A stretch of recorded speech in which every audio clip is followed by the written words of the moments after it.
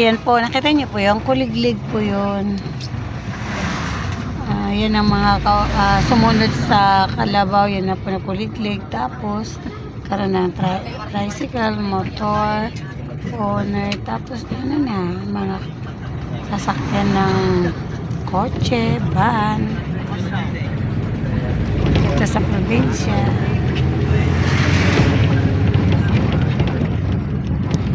Guys, papunta kami sa Galingang Kayaw. Kung saan sinutingan ni Fernando po. Yung kanyang blockbuster na movie, Kalinga. Hi, madam. Thank you so.